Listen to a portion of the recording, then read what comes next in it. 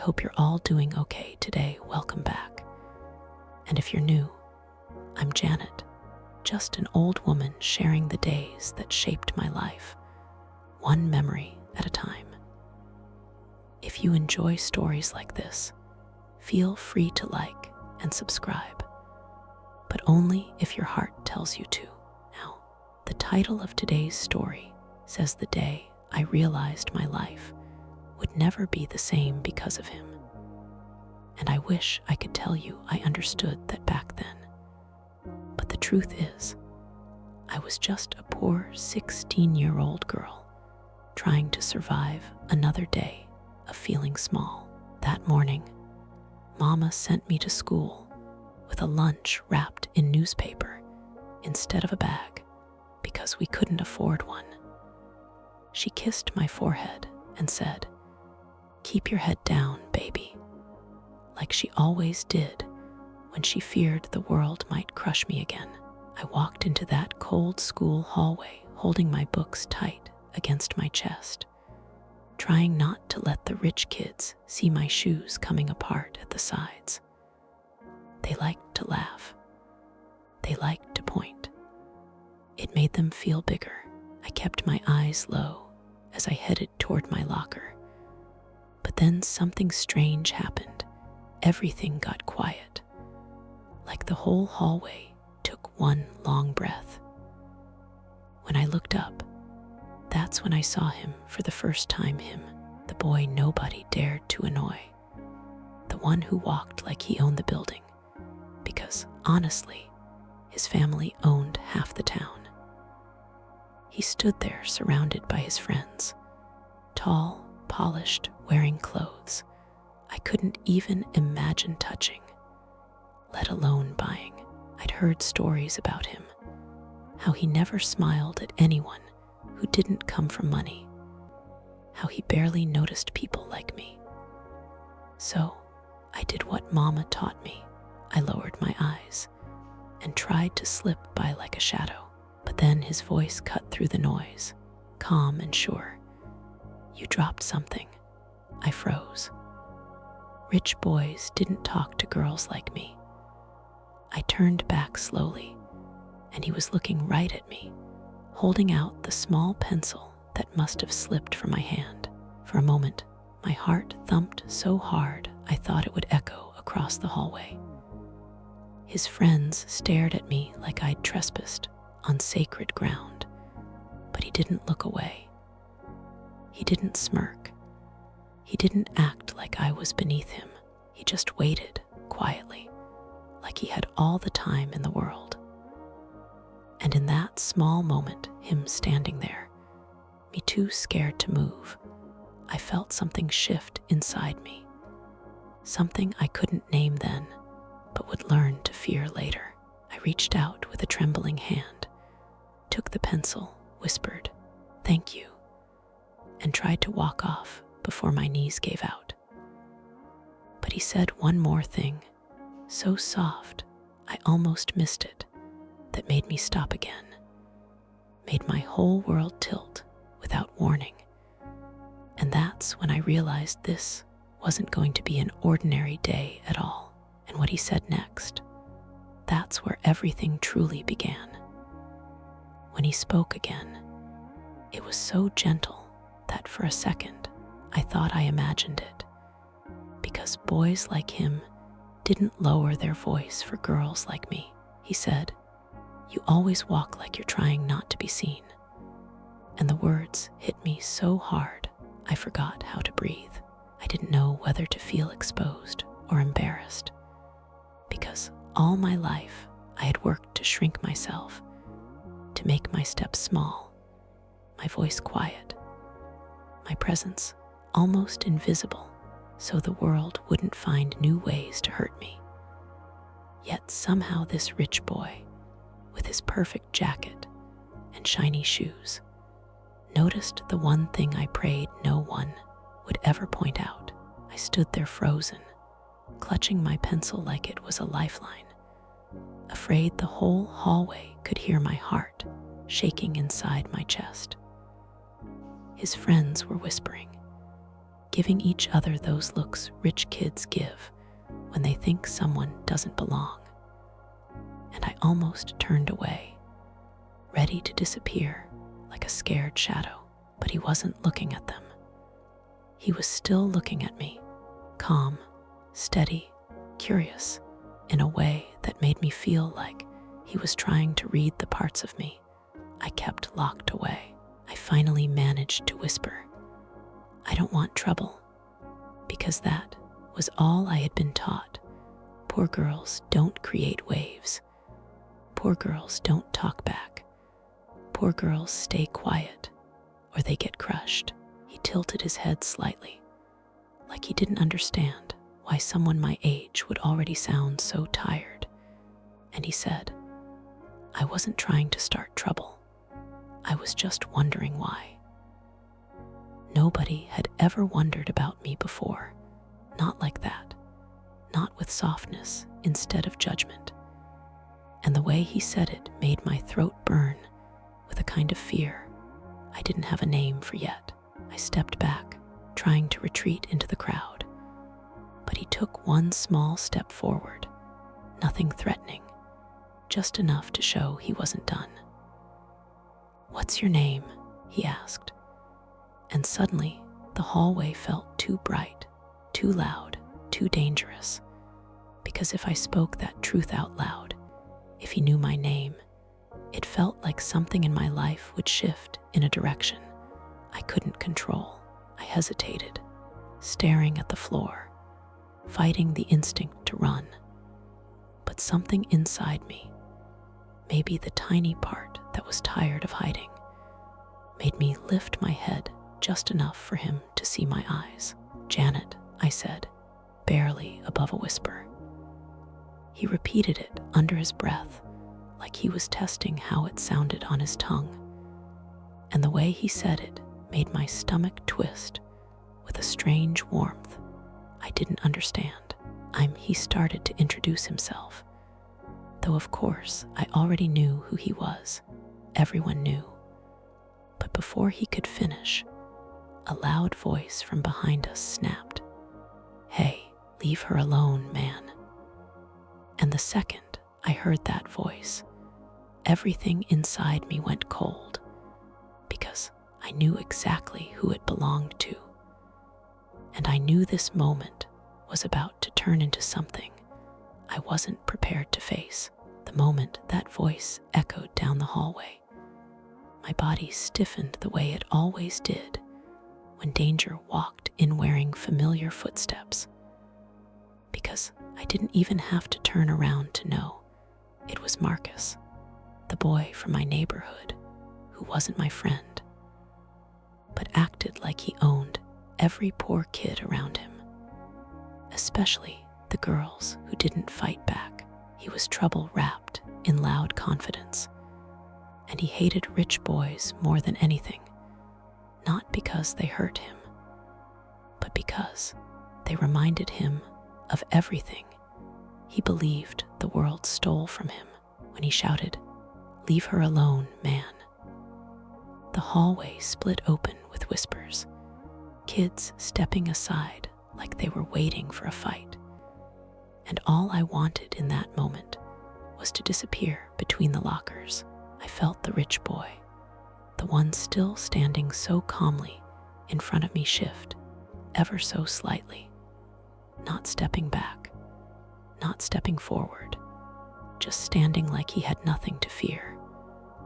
And that scared me even more because Marcus fed on any hint of confidence.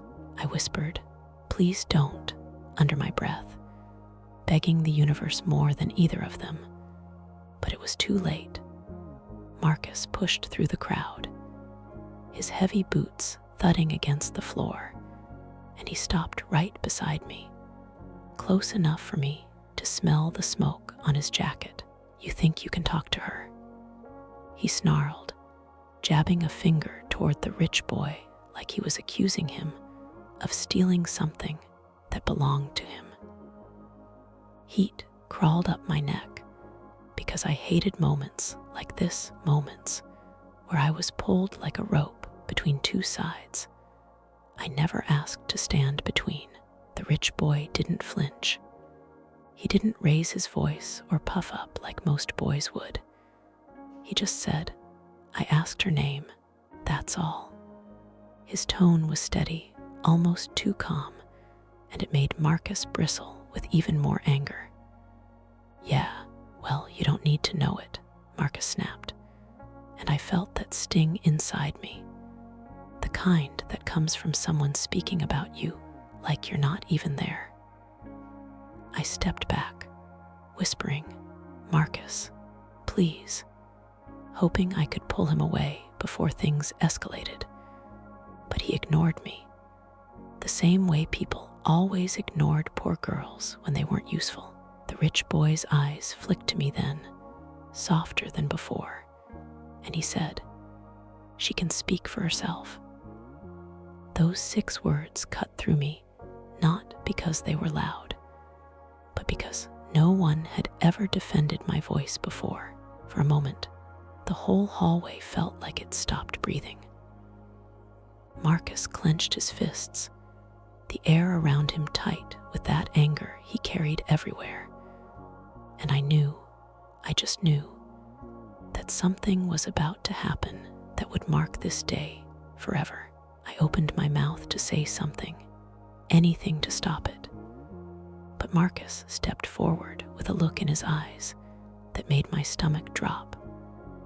And right then, the rich boy said something so quiet, so unexpected, that it halted Marcus mid-step and changed the whole direction of what came next. Just when Marcus swung his shoulders forward like he was ready to start a fight, the rich boy said in a calm, steady voice, "If you're trying to scare me, it's not working." He didn't raise his tone, didn't puff his chest, didn't try to look tough.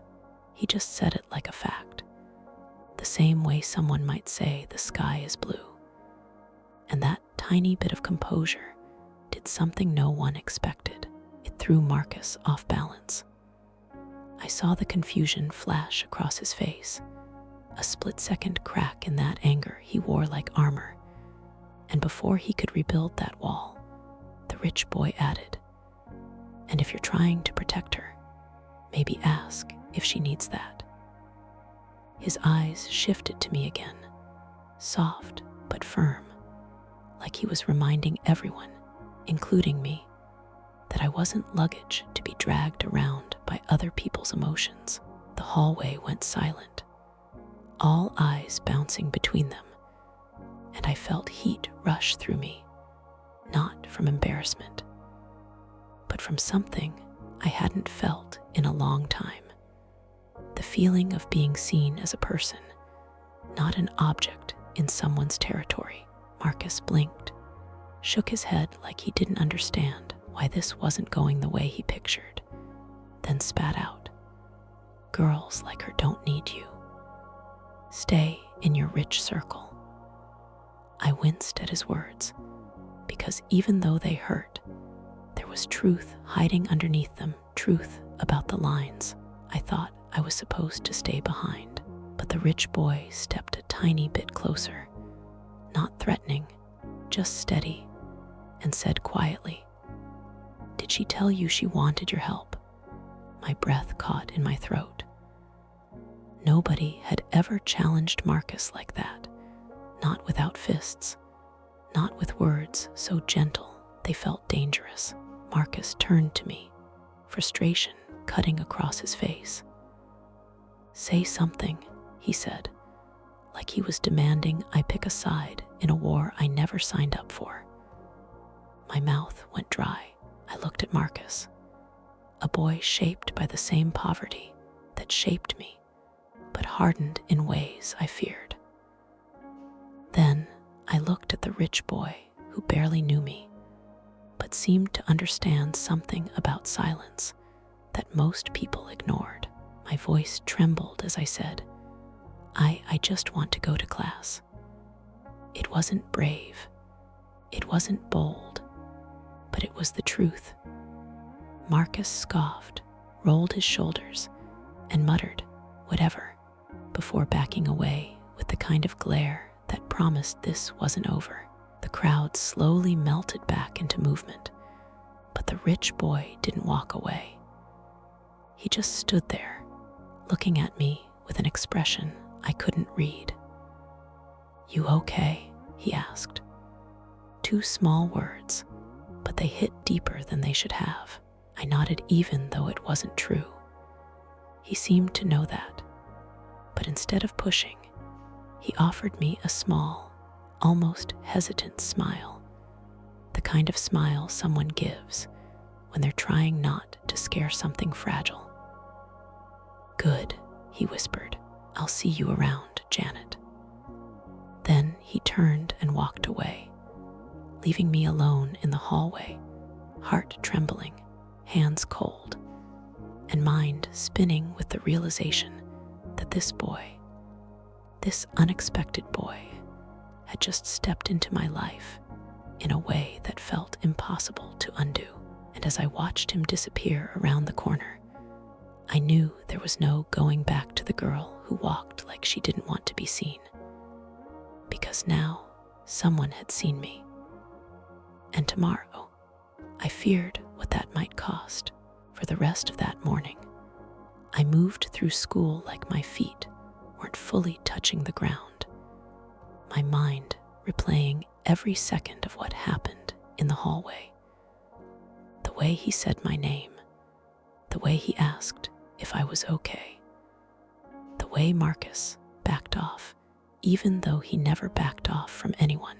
I sat in class pretending to take notes, but my eyes kept drifting to the door, half afraid Marcus would storm in looking for a second round, half afraid the rich boy might walk by and accidentally catch me staring at him like a confused little girl.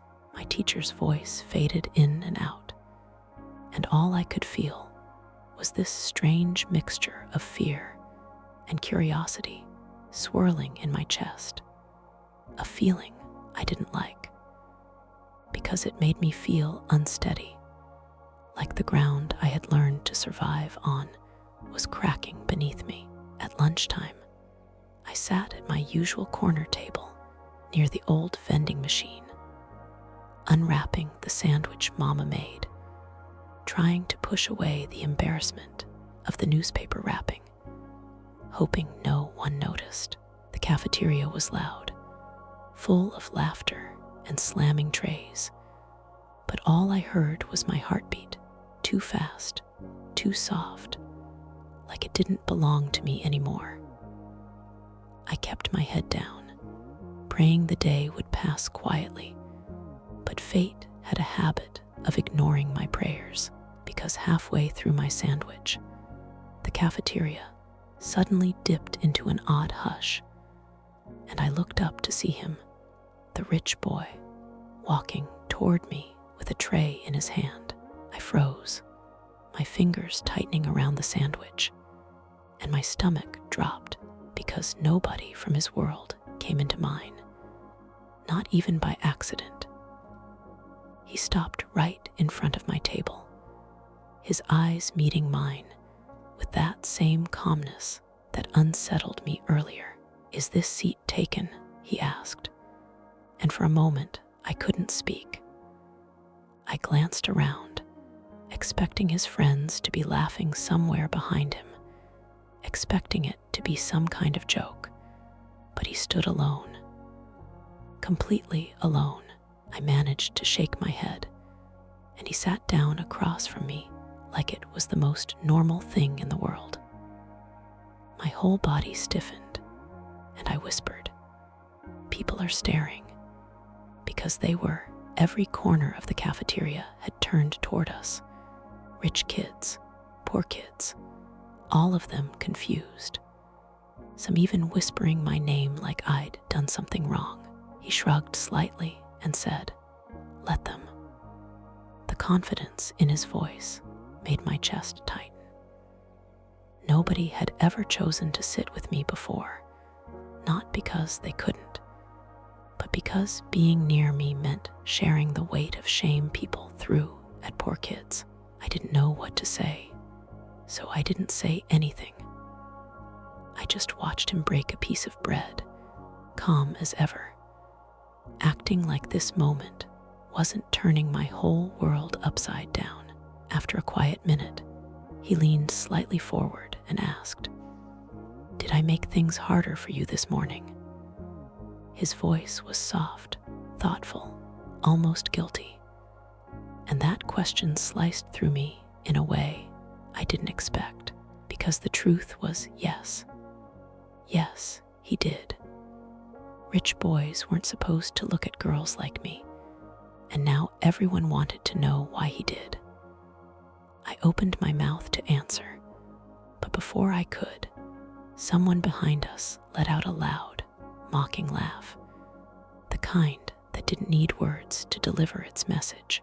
I closed my eyes for a second, because I already knew what was coming, and the moment I turned, my heart almost dropped through the floor. Marcus was standing there again, staring at us like he had just caught a crime in progress.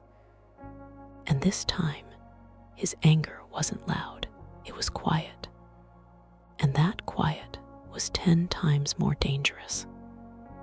Marcus didn't say a word at first, and that silence felt heavier than the entire cafeteria, pressing against my ribs until I could barely breathe.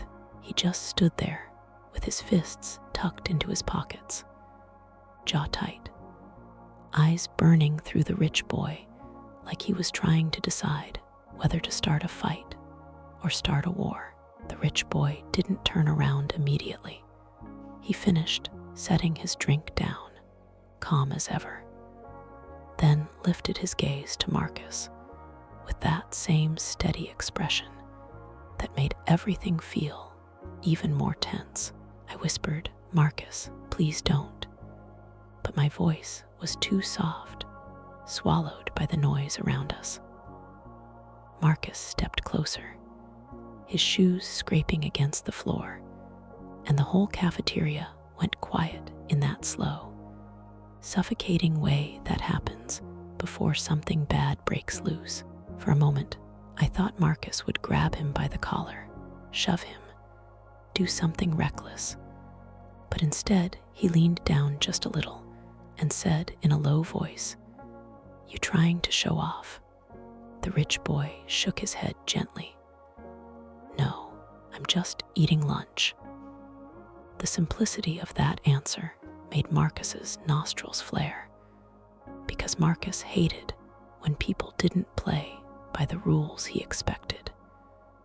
He turned his glare on me then, and the disappointment in his eyes hit harder than his anger. "You really letting him sit here?" he asked, like it was some kind of betrayal. I swallowed hard, feeling every stare from every table pushing into my skin, and said, "Marcus, I didn't ask him to." My voice cracked a little, and the rich boy noticed. I could tell by the way he angled himself slightly, like he was trying to shield me from the weight of Marcus's presence without making it obvious. Marcus scoffed, shaking his head, then muttered, "Girls like you should know better." That sentence cut deep, too deep, because it wasn't about wealth. It wasn't about him or the rich boy. It was about every time someone told me I wasn't enough, that I didn't deserve choices or attention or moments that felt bigger than my small life. Before I could defend myself, the rich boy finally stood up, not aggressive or loud, just steady, and said, "She's not property. You don't get to decide who sits with her." His voice didn't rise, but every word felt like a boundary drawn in fresh concrete. The cafeteria gasped under their breath, sensing a line crossing, sensing something dangerous unfolding. Marcus stepped even closer, close enough that their shoulders almost touched, close enough that one wrong breath could spark a fight. "Say that again," Marcus hissed. But the rich boy didn't flinch, didn't blink, didn't back up an inch. She isn't property, he repeated. My heart pounded so loud I thought it would echo off the walls. I stood up quickly, my chair scraping across the floor, because I knew what would happen next. I'd seen boys fight over territory, over pride, over nothing at all. Stop, I whispered, stepping between them, my hands trembling as I pushed gently against Marcus's chest. Please, not here, not like this. Marcus looked at me, eyes still blazing, but something in my face must have reached him because he exhaled sharply and stepped back.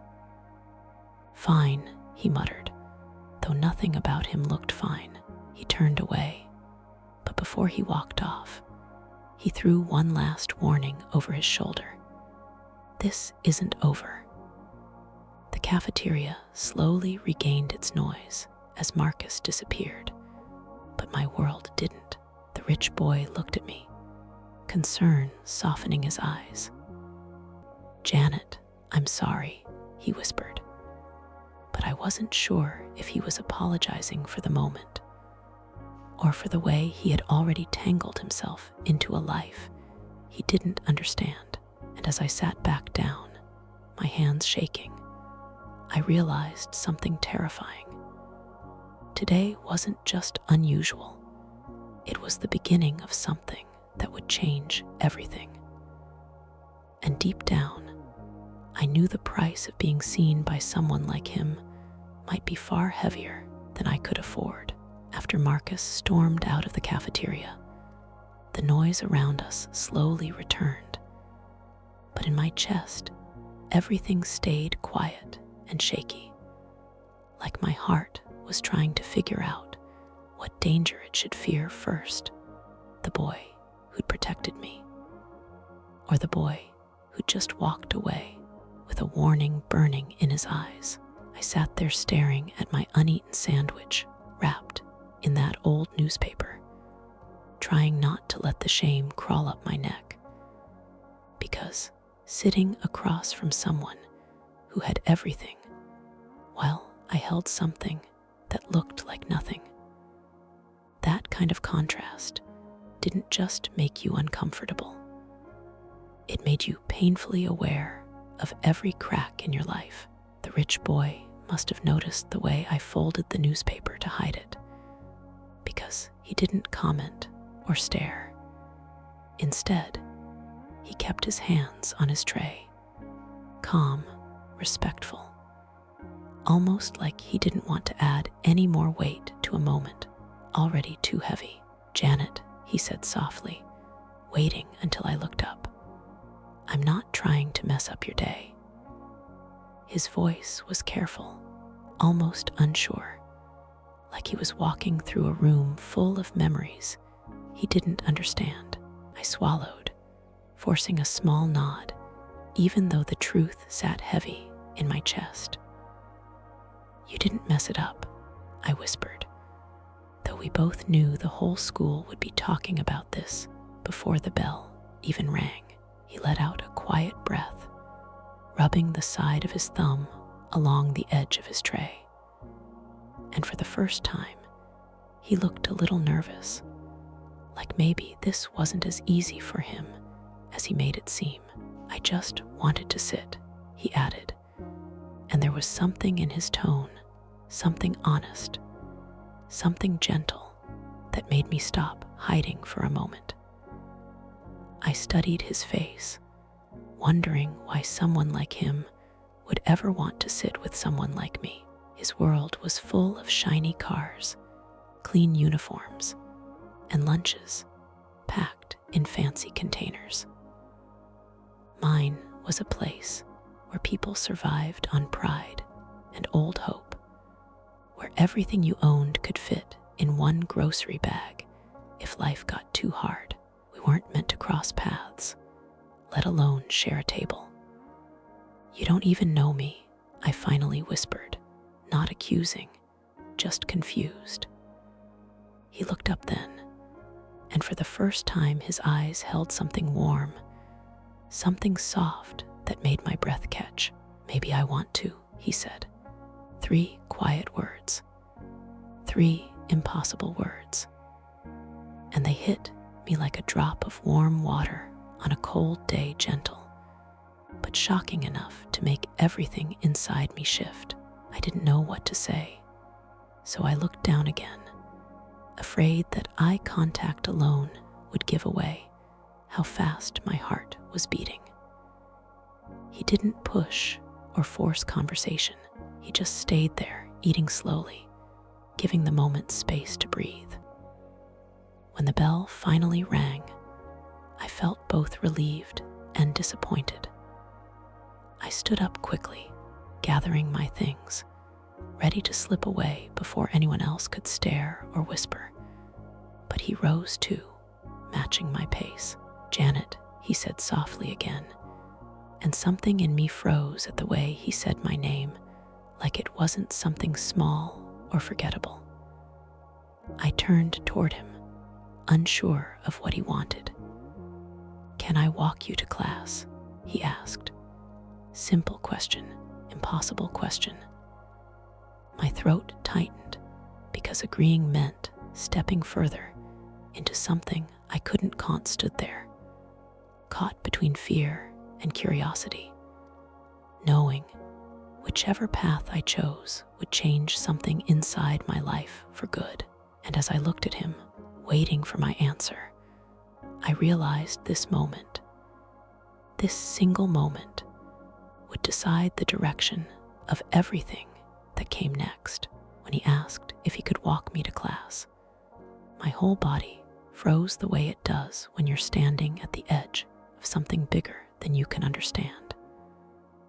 And for a second, I just stared at him, confused by the softness in his voice, the patience in his eyes, the way he didn't rush me, the way life always did.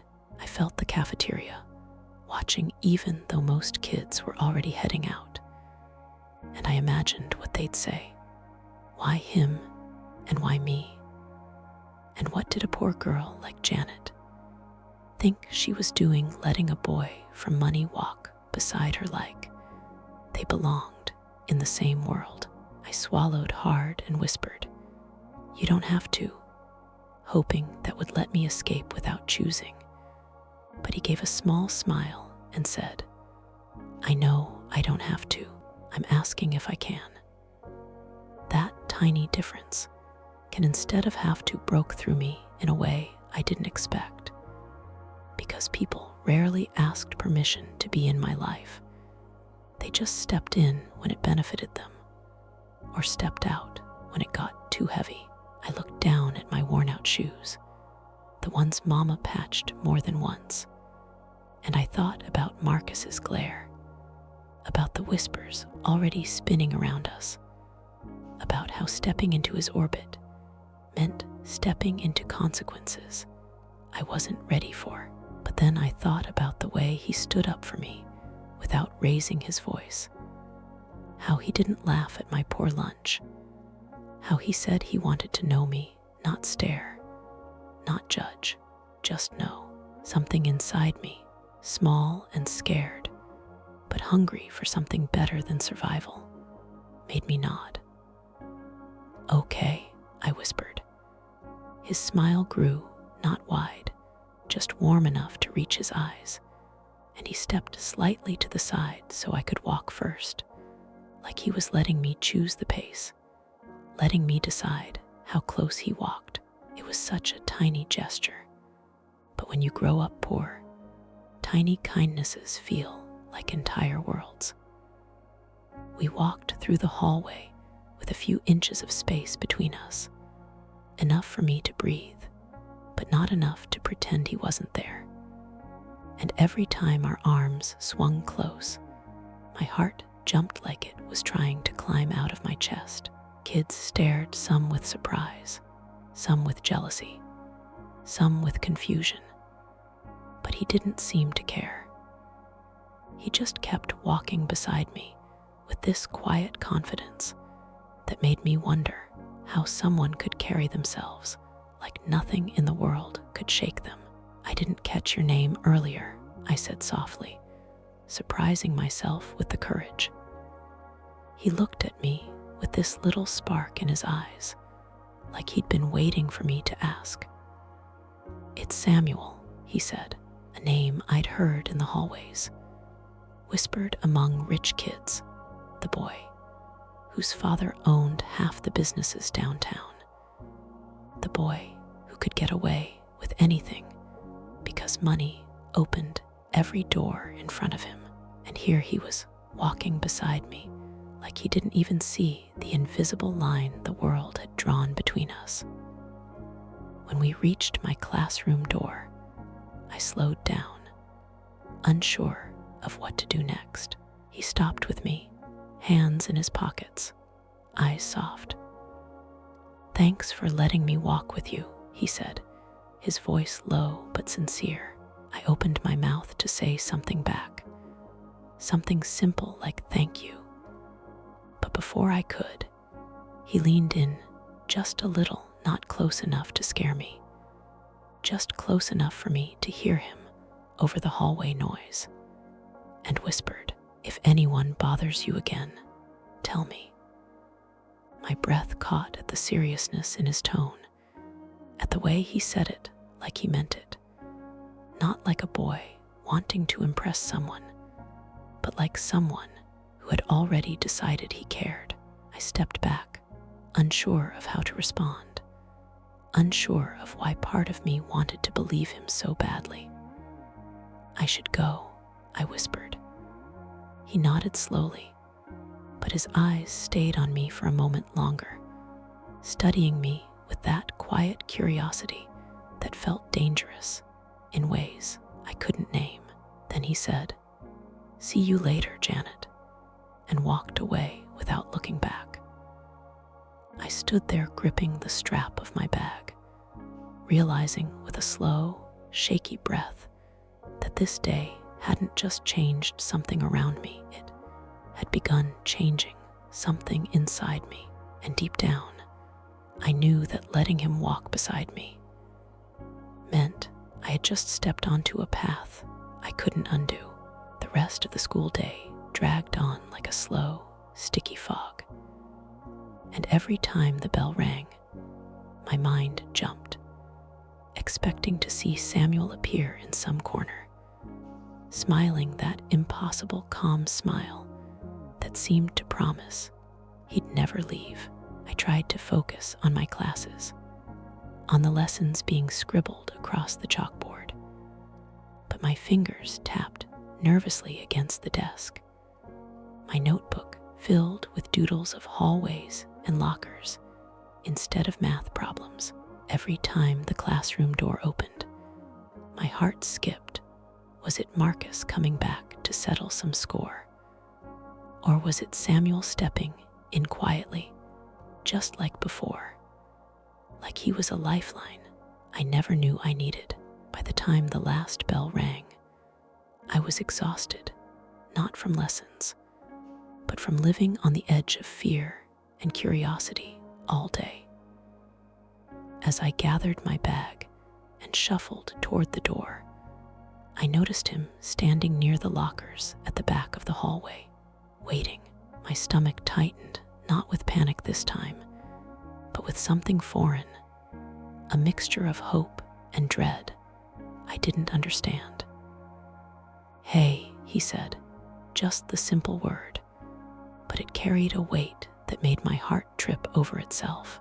I nodded, unsure if I was allowed to smile, unsure if smiling meant I was claiming some ownership over the moment that wasn't mine to claim. "You handled him well today," he said quietly, not boastfully, not trying to put himself above me, just stating what I already knew. He had watched me shrink, had seen the careful way I moved around the world, and noticed how hard it was to survive. I felt my face heat up at the words, and I looked down, trying to steady my voice.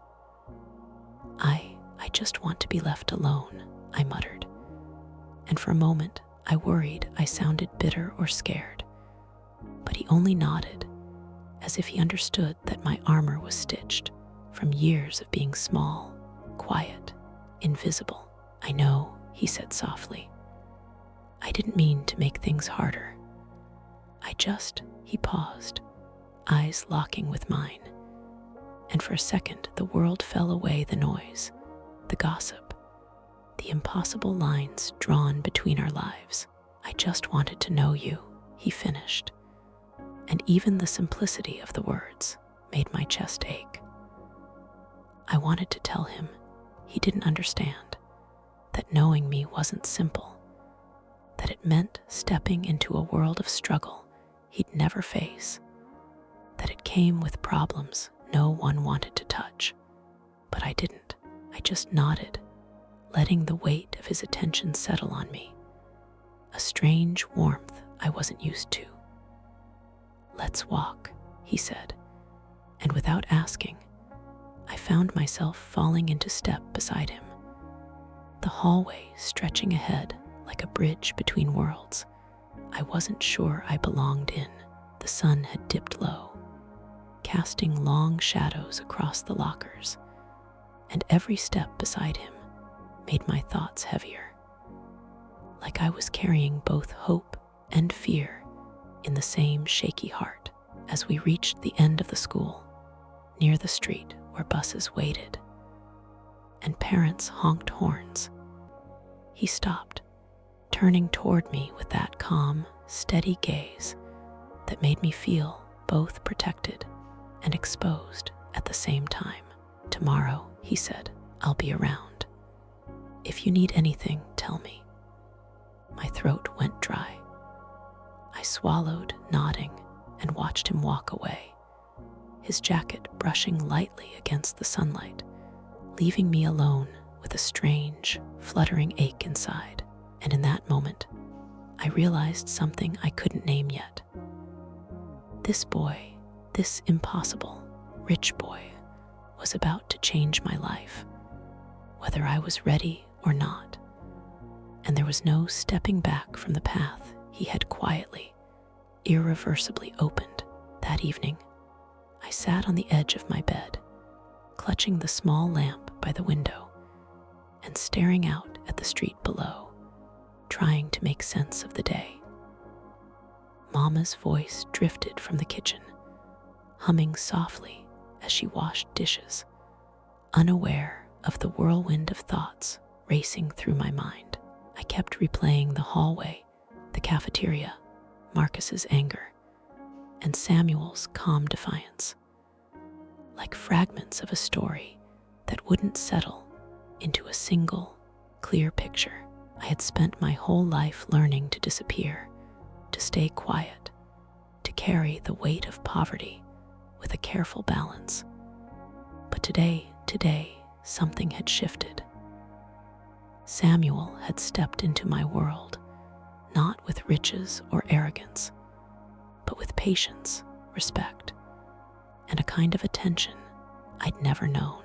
And Marcus had reminded me that the line between safety and chaos was razor thin in my life. I hugged my knees, thinking about how different our worlds were: his polished shoes against my scuffed ones, his crisp lunch against my newspaper-wrapped sandwich, his quiet power against the fragile invisibility I had cultivated. And yet, despite everything, he had chosen to see me, to speak to me, to offer protection in the smallest, simplest words. The thought both thrilled and terrified me, because every time someone like him entered my life, it came with consequences I couldn't predict.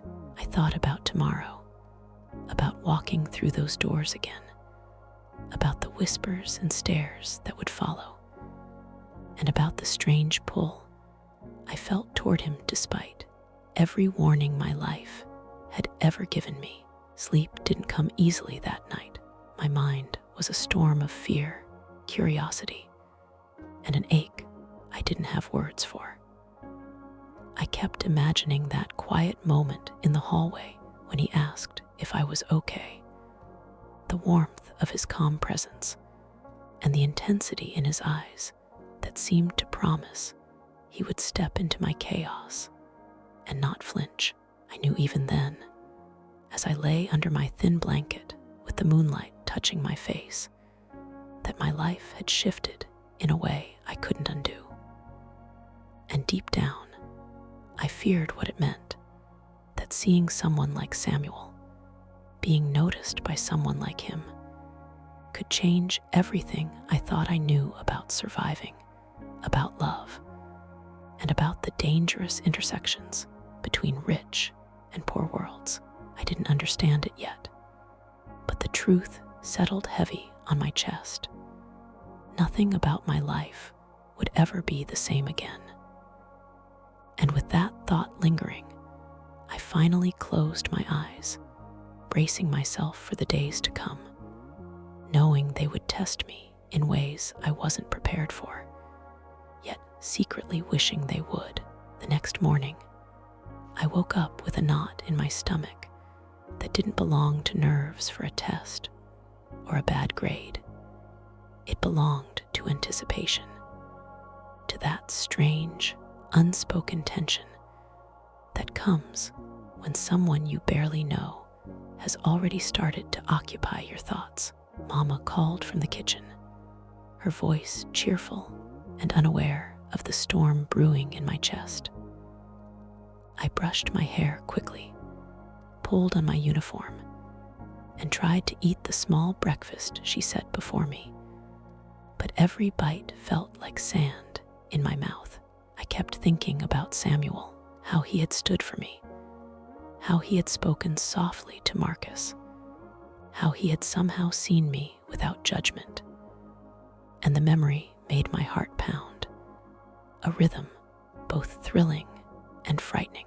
I imagined the hallway, the lockers, the stares of kids who already saw me as an object of gossip, and I wondered how I would face them again.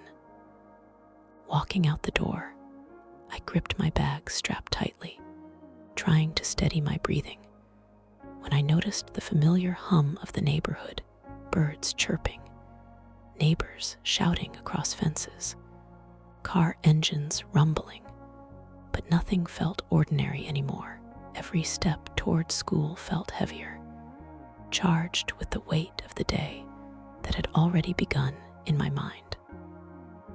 When I arrived at the entrance, I froze, spotting him before he saw me, standing near the doors with that same calm posture, hands casually in his pockets, like he had the whole world waiting for him. My stomach lurched, and I wanted to hide behind a locker, to disappear into the crowd. But something in me, a small, defiant spark I hadn't realized was there, made me step forward. "Morning, Janet," he said, and the simple greeting made my heart skip.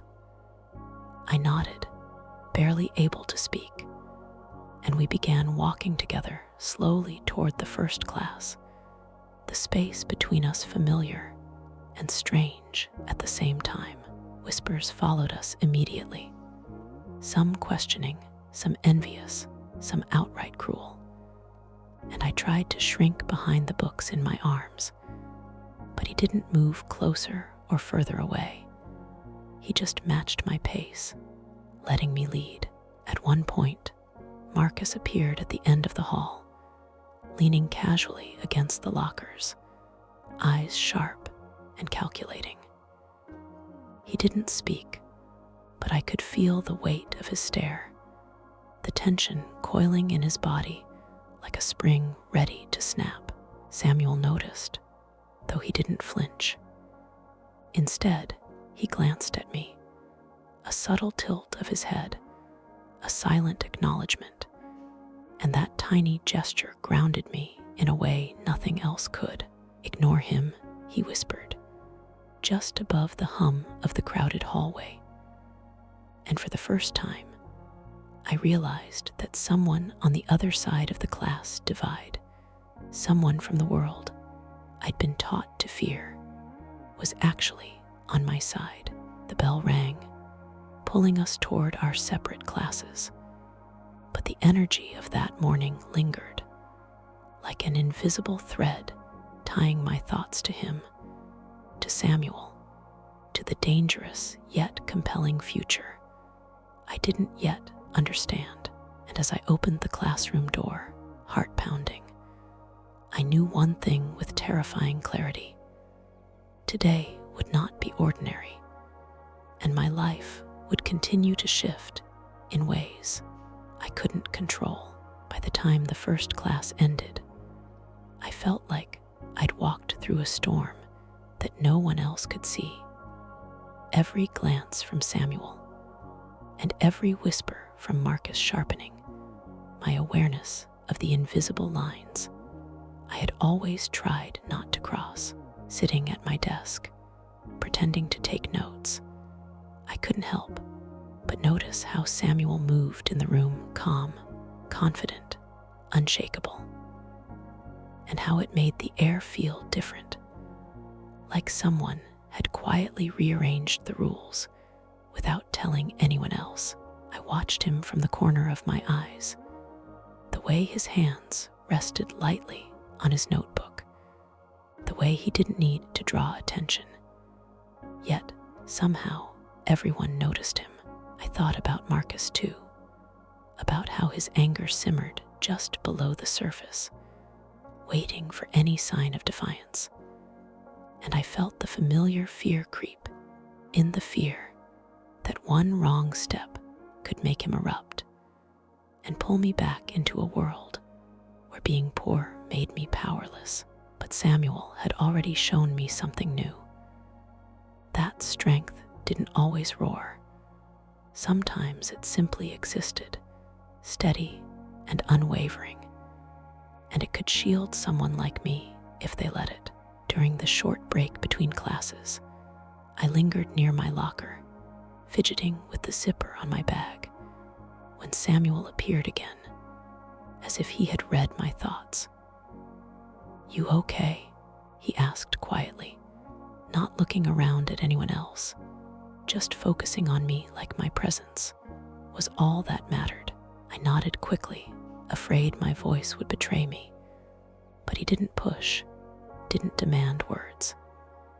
He just offered a faint smile, a tiny bridge between our worlds, and for the first time that day, I felt a strange warmth, something like safety, or maybe possibility, blooming in my chest. Just as I was about to retreat into the hallways of my own thoughts, Marcus appeared again, walking with that slow, deliberate swagger, eyes scanning for signs of weakness, or perhaps signs of betrayal.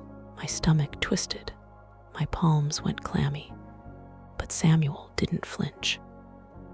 Instead, he placed a subtle hand near my bag, not touching me, not making a show of it, just a quiet, unspoken protection. Marcus stopped at the end of the hall, glared at both of us, and muttered something under his breath, something I couldn't catch, but I knew it wasn't friendly. Samuel tilted his head toward me, eyes soft, and whispered, "Ignore him. He doesn't decide your life."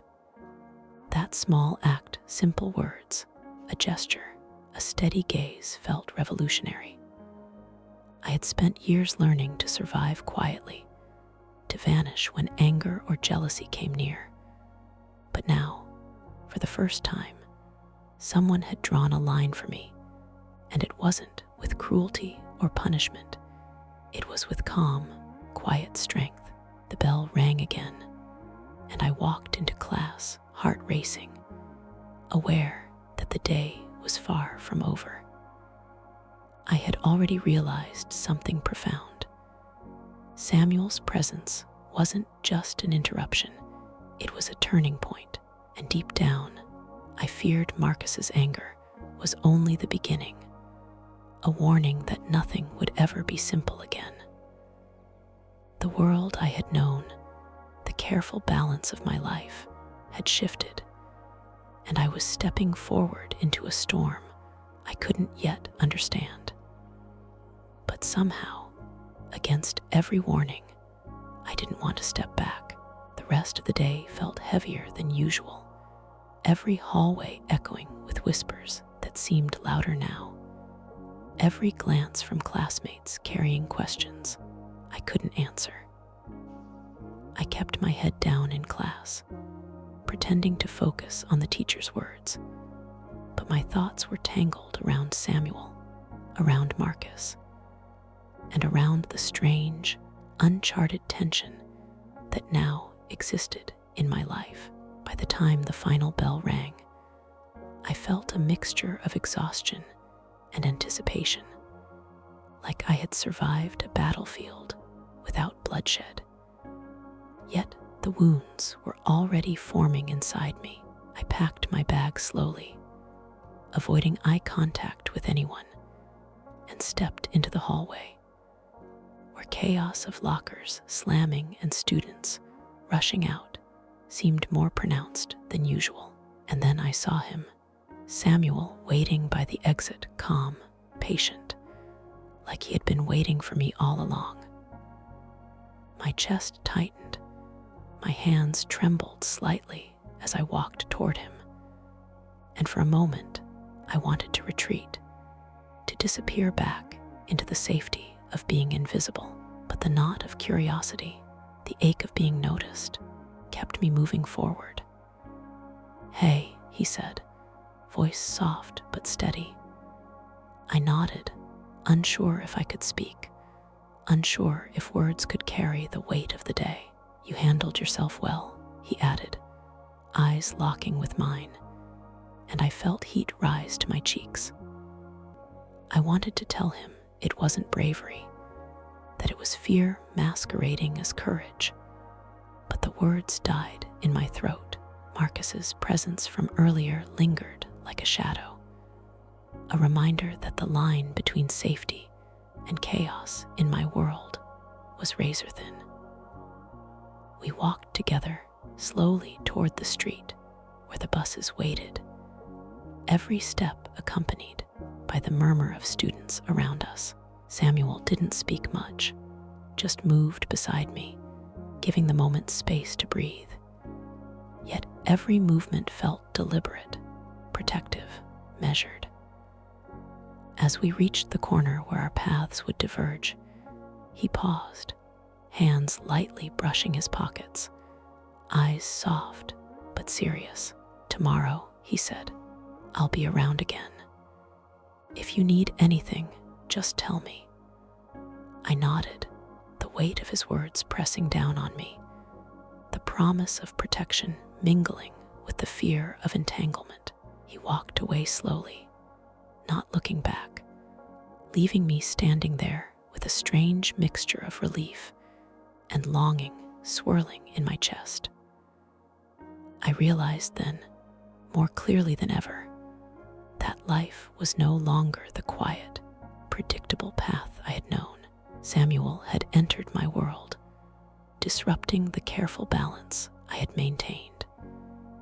And Marcus's anger served as a warning that the cost of being seen might be higher than I could imagine. And as I made my way home, my thoughts tangled in questions I couldn't answer. I understood one terrifying truth. Nothing about my life would ever be the same again, and every choice I made from this point on would ripple far beyond me. That evening, I sat by the window in my small bedroom, the fading sunlight painting long shadows across the floor, thinking about everything that had happened. Mama hummed softly in the kitchen, oblivious to the storm raging in my chest. I thought about Samuel's calm voice, the way he had stood for me without arrogance, without showing off, like he understood something about the world I had only begun to glimpse. And then I thought about Marcus, his smoldering anger, the quiet menace that reminded me how fragile my little life could be. I hugged my knees, trying to make sense of it all, trying to decide whether to be scared, excited, or angry. My life had always been measured by survival, by knowing when to disappear, when to hold my tongue, and when to bend so that no one else would notice the cracks I carried. But Samuel's presence broke that pattern. He made me feel seen in a way that was dangerous, thrilling, and terrifying all at once. I found myself replaying the cafeteria, the hallway, the quiet moments when he had spoken just to me, when he had chosen to stand in the middle of my world without demanding it. It was reckless, in a way that made my stomach twist. And yet, part of me longed for it. I realized that even in my careful, masked life, there was a corner of me that wanted someone to step in and shake things up, even if it meant risking everything. I closed my eyes, letting the memory of his eyes linger in my mind, and I wondered if I was ready for the consequences of being noticed, of being chosen by someone who didn't belong to my world, because that's what it felt like Samuel didn't just walk into my day. He had stepped into my life. And somewhere deep down, I knew that the days ahead would test me in ways I couldn't yet imagine. They would test my courage, my patience, my ability to hold on to who I was while letting someone like him into my world. And even as fear curled around my chest like a cold hand, I couldn't deny the tiny spark of hope, the dangerous, beautiful possibility that life was about to change forever. Tonight, I realized something I hadn't allowed myself to admit before. Meeting him wasn't just a moment. It was the beginning of a story I could never walk away from. A story where every step I took would ripple through the fragile balance of my poor, quiet life. And with that thought, I hugged my blanket tighter, closing my eyes, but feeling wide awake. Because tomorrow would be different. The next morning, I woke before the sun, a strange restlessness keeping me from falling back asleep. The memories of yesterday pressed into my mind, the cafeteria, Marcus's glare, Samuel's calm words, and the quiet tension that had followed me through every hallway. I dressed quickly, trying to steady the fluttering in my chest, and skipped breakfast, claiming I was running late, though Mama didn't question it, too busy humming and cleaning as usual. Walking to school, my thoughts were tangled, like threads knotted beyond repair. I kept imagining Samuel's face, the steady look in his eyes, the quiet way he seemed to understand without words, and I wondered, was it possible for someone from his world to truly understand mine? Every step made me think of Marcus too, of his warning words, the dangerous power in his quiet anger, and I felt the familiar mix of fear and defiance coil in my stomach. When I arrived at school, the doors felt heavier than ever, as if I were carrying the weight of yesterday's events along with me. And then, almost as if on cue, Samuel appeared at the entrance, standing there like he had already predicted I would come. My heart skipped a beat, and I wished, just for a second, that I could vanish into the crowd. But something held me there, frozen in place, yet drawn toward him by a force I couldn't name.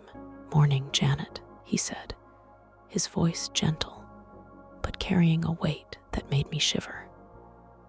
I nodded, keeping my gaze slightly averted, trying to hide the thrill, and fear tangled together in my chest. We walked toward our first class, side by side, and I could feel the eyes of the school on us, the rich boy and the poor girl, an impossible pairing that defied all the rules my world had taught me. Every step felt precarious, every whisper and stare sharpening my awareness of the fragile line I walked. And then Marcus appeared at the far end of the hall, leaning against the lockers, eyes narrowing as he took in the scene. He didn't move immediately, but the intensity of his gaze pressed against me like a storm waiting to break. Samuel glanced at me, just briefly, and whispered, "Ignore him." A simple act that carried more strength than I had ever known. And as we continued walking, side by side, the reality settled on me with a terrifying clarity. Samuel's presence in my life wasn't a fleeting moment. It was a beginning, a challenge, and a force that would pull me into a world I wasn't sure I was ready to enter. But already, I couldn't turn away. Today would test me, change me, and push me closer to choices that would alter everything I had known about survival, fear, and perhaps even hope. By lunch, my nerves had settled into a quiet hum of tension, the cafeteria buzzing with chatter that I barely heard. I sat at my usual spot, the one far from the popular tables, clutching my tray, when I saw Samuel approach from across the room. He carried his lunch with ease, his calm presence drawing the stares I had come to expect. And yet, he made his way directly toward me, not wavering, not distracted. I felt my stomach twist. Was this courage or recklessness? And I tried to steady my hands, hiding them under the table. "Mind if I sit?" he asked softly, not waiting for a dramatic pause, just quietly claiming a space beside me. I nodded, surprised at how natural his presence felt despite the glaring contrast of our worlds. The whispers began immediately, the hush of students curious, some sneering, some envious, and yet Samuel didn't flinch. He placed his tray down gently, giving me a small, reassuring smile, and began eating as if this was ordinary, as if sharing space with someone like me required no explanation. Marcus, of course, had noticed, and his eyes found mine from across the room. I felt a prickle of fear, that familiar coil of unease tightening in my chest. But Samuel's calm gaze never wavered, anchoring me in a strange, new kind of security. "You don't have to sit here, you know," I whispered, afraid of overstepping, of inviting trouble. "I want to," he said simply, eyes steady. And that one small sentence carried the weight of respect, of understanding, and of something I didn't yet have the words for. As we ate, I found myself talking quietly, sharing small things about my life, the kind of details no one from his world had ever asked about before. And when I laughed, a short, nervous sound, he didn't interrupt, didn't look away, didn't judge. He simply listened, nodding gently, making space for me in a way that felt both terrifying and comforting. The lunch bell rang eventually, pulling students back to class, and I realized I hadn't noticed the hours slipping past. Samuel stood, leaving a small space beside me in the chair as he collected his tray, and I felt a pang of something new loss, or perhaps longing, because already the presence of someone who saw me had become a part of my rhythm. As he walked out of the cafeteria, He glanced back and whispered, "Tomorrow, same place." My heart thudded, caught between fear and anticipation, and I realized that agreeing meant stepping into a world I wasn't ready for. And yet, refusing felt impossible. I nodded, knowing this was more than a simple lunch. It was the start of a connection that could change everything. A line drawn between the life I had known and the life that was beginning to unfold in front of me, with all its danger, tension, and undeniable promise. The rest of the afternoon dragged on like a heavy fog, every lesson and every movement feeling distorted because my mind kept replaying lunch. The way Samuel had listened, the way he had made me feel seen, and the uneasy weight of Marcus's glances lingering at the edges of my thoughts. By the time the last bell rang, my legs felt heavy, almost as if the anticipation of seeing him again had physically pulled at me all day. I walked toward the exit slowly, scanning the crowd, and then I spotted him, Samuel, waiting near the corner, hands in his pockets, calm and patient, as if he had known I would come exactly this way, exactly this time. My chest tightened with a mixture of relief, excitement, and fear. "Hey," he said softly, the sound of his voice cutting through the noise of students leaving the school. I nodded, trying to find words, but none came. He walked beside me without forcing conversation, letting the silence hang between us in a way that felt safe, yet charged. I realized then that it wasn't just his calmness I was drawn to. It was the contrast to Marcus's aggression, to the world of judgment and expectation that had always followed me. Samuel's quiet respect made me feel like I could breathe for the first time in a long while. We reached the street where buses lined up, and I hesitated, unsure if I should let the moment end. He noticed, tilting his head, and said softly, "I'll be around tomorrow. If you need anything, just tell me." That simple sentence carried more weight than 1,000 lectures about caution or survival.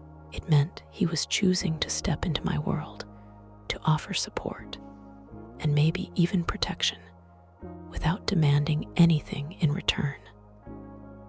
As he walked away, I felt a strange emptiness, like part of me had been left behind in his presence. And yet the thought of tomorrow brought a pulse of excitement that made me tremble. I knew I had already begun a path I couldn't step back from, a path where the divide between rich and poor would test every choice, every word, every glance. And as I turned toward home, the streetlights casting long shadows in front of me, I realized that the days ahead would not just be ordinary. They would shape the person I was, the person I wanted to be, and perhaps even the life I could one day have. And deep inside, I understood that letting someone like Samuel into my life meant risking everything I had carefully protected. But somehow, I couldn't bring myself to care. That night, sleep was impossible. I lay under my thin blanket, staring at the ceiling, listening to the faint hum of the street outside, thinking about Samuel, Marcus, and the invisible lines that now seemed impossible to navigate. My mind replayed every moment from the day, the cafeteria, the hallway, the quiet gestures, the whispered words, and I felt a strange mixture of fear, hope, and something I couldn't name. Mama called from the kitchen one last time, asking if I'd eaten enough, and I replied with a quiet yes, though though my stomach churned with nerves and excitement. I realized that Samuel wasn't just a boy from a world I would never belong to. He was a force, a presence that made me feel both alive and vulnerable at the same time. I hugged my knees, thinking about how carefully I had always moved through life, how every choice was measured, how every word was weighed for safety, and how suddenly all that seemed fragile in comparison to the possibility he represented. Marcus's anger lingered in my mind like a shadow, a warning that the divide between rich and poor was not something to cross lightly. Yet Samuel's quiet confidence challenged every lesson I had been taught about staying small, staying invisible, staying safe. My thoughts tumbled together in the dark, a storm I couldn't calm, as I realized I was standing at the edge of something new, something dangerous, and perhaps something extraordinary. Sleep finally found me, but my dreams were restless, filled with hallways, whispered promises, and the weight of a life beginning to unravel and rewrite itself. And deep in that restless night, I understood with a quiet, sinking certainty the next day would not be simple, and the path Samuel had opened was only just beginning. Whatever came next, my life, careful, quiet, and measured for so long, would never be the same again. The morning arrived slower than usual, a gray light slipping through my window, as if the world itself was holding its breath. I dressed quickly, my movements stiff, carrying the weight of yesterday's moments like stones in my chest.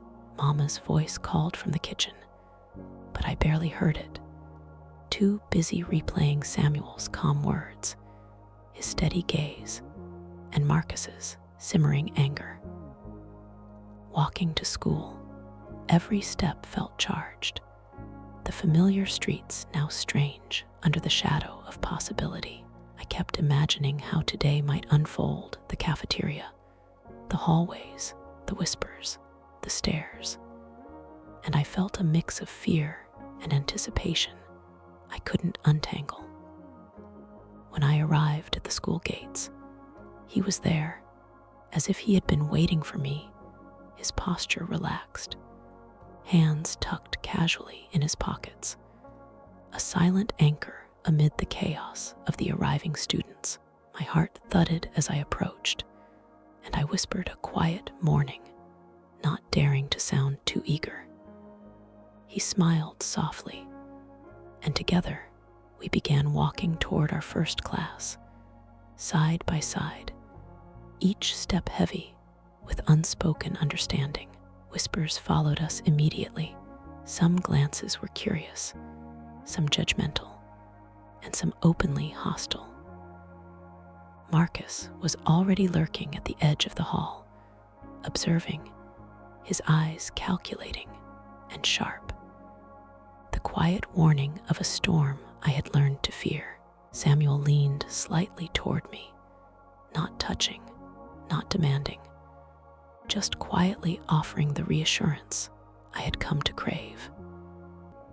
"Ignore him," he said under his breath, a simple phrase, yet one that carried more protection and strength than anyone had ever offered me.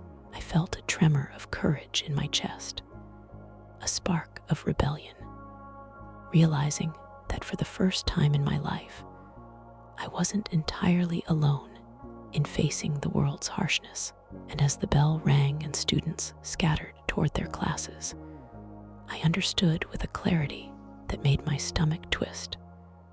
Samuel's presence in my life wasn't fleeting. He had crossed into my world, shaken its careful balance, and set me on a path where every choice, every glance, every moment would ripple far beyond myself. Today, the lines between rich and poor, fear and hope, loneliness and connection would be tested once again. And I had no choice but to step forward into the storm that was only just beginning. By the time the final class ended, my body felt drained, but my mind was buzzing with 1,000 unspoken thoughts. Every glance, every whisper, every quiet moment with Samuel today had pulled me deeper into a world I had only observed from the outside. A world of calm confidence, unspoken power, and unexpected kindness. Walking to the exit, I saw him waiting again, as if he had been watching for me all day, patient and steady. My chest tightened, the familiar mix of excitement and fear curling in my stomach as I approached him. "Hey," he said, his voice soft, carrying that quiet assurance that had become a lifeline in these past days. I nodded, barely able to speak, and together we walked toward the street where the buses waited. The crowd of students seemed distant, irrelevant. The only thing that mattered was the small bubble of space between us. Marcus lingered at the far end of the hallway, a shadow of anger and warning, but Samuel's presence made the tension easier to bear. A shield I didn't know I needed. "Tomorrow," he said, "I'll be around. If you need anything, tell me." Those words, simple yet full of promise, anchored me in a strange new hope I had never allowed myself to feel. I realized, as he walked away into the crowd, that the careful balance of my life, quiet survival, invisibility, measured steps, had been broken. Samuel had entered my world, and with him came a storm of possibilities, danger, challenges, connection, and perhaps even change I had never dared to imagine. The walk home felt long and heavy, every step echoing with the knowledge that my life was shifting irreversibly.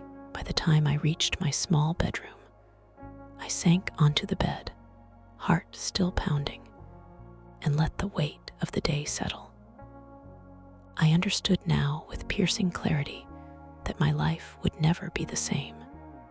The quiet girl who had once moved carefully through the shadows had been seen, chosen, and drawn toward a world that promised both risk and wonder. And as the night closed in, I whispered to myself, trembling yet alive, "Tomorrow, everything could change."